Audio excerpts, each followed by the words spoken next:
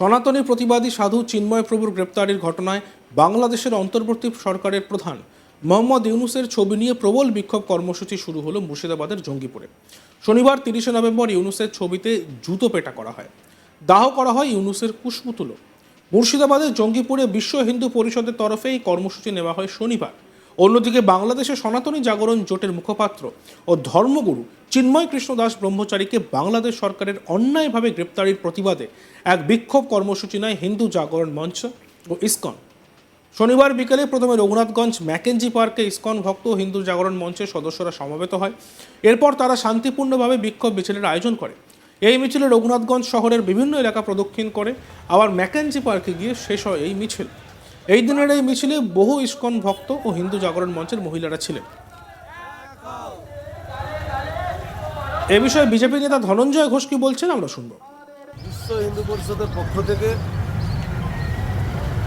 আজকে যে বাংলাদেশে যে সেখানকার সংখ্যালঘু অর্থাৎ হিন্দু সহ শিখ খ্রিস্টানদের ওপরে যেভাবে সেখানকার প্রশাসন এবং সেখানকার উগ্র জঙ্গিদের হাতে বিগত 4 মাস থেকে যেভাবে অত্যাচার, লুটপাট, বাড়িঘর, দোকানপাট এবং মন্দির যেভাবে পুজোতে বাধা, তার প্রতিবাদে যখন সেখানকার যে আমাদের ইসকনের যে সভাপতি বাংলাদেশের সম্মানীয় চিন্ময় বাবুর যখন একটা জমায়েতে ঠান্ডাভাবে সেখানকার সরকারকে একটা বার্তা দেওয়া এবং হিন্দুদের একটা বার্তা দেওয়া কি ভয় পাওয়ার কিছু নেই, আমরা সংঘবদ্ধভাবে আমরা যেভাবে জঙ্গিপনা করছে তার আমরা প্রতিরোধ করব।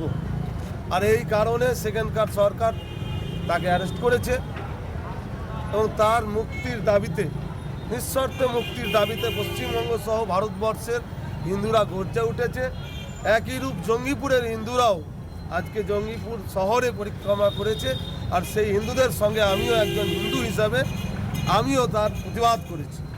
আগামী দিনে আমরা কেন্দ্র সরকারকে আমরা বলেছি, আমাদের দাবি দেওয়া জানিয়েছি। আমাদের যারা রাজ্য সভাপতি, আমাদের যারা বিরোধী দলনেতা শুভেন্দুবাবু, আমাদের সুকান্তবাবু, তারা পার্টিগতভাবে হিন্দুদের হয়ে যাতে সেখানকার ইসকনের মহাপ্রভুকে যেন মুক্তি দেওয়া হয় সেই বিষয়ে কথা বলা, এবং যদি মুক্তি না হয় তাহলে বাংলাদেশের সঙ্গে সরাসরি সংঘাতে যাওয়া, ভিসা বন্ধ করে দেওয়া। সেখানকার মানুষ যেভাবে ভারতবর্ষে প্রতিনিয়ত প্রতিসেবা নিয়ে চলে, তারা এখানকার প্রতিসেবা না পেলে না খেয়ে মরবে 3 মাসের মধ্যে।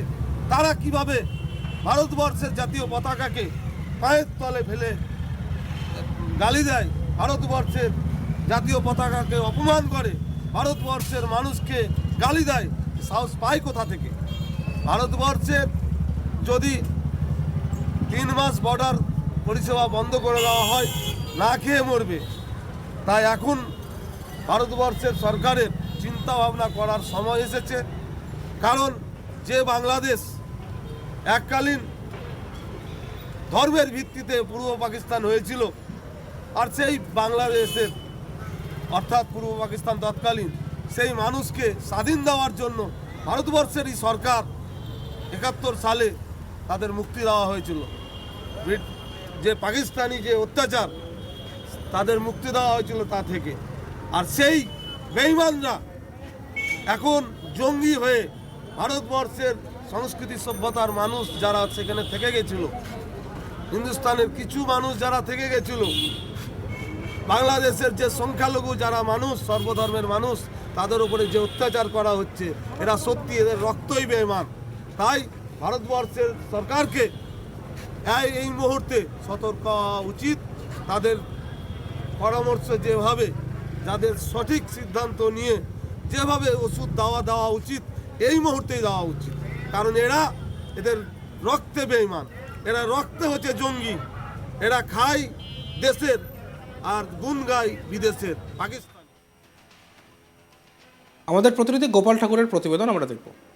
বাংলাদেশে সনাতনী হিন্দুদের ওপর অত্যাচার আর এর প্রতিবাদে সমস্ত সনাতনী হিন্দুদের একাঠা করতে সক্ষম হয়েছিলেন বাংলাদেশের হিন্দু সনাতনীর প্রবক্তা চিন্ময় স্বামী।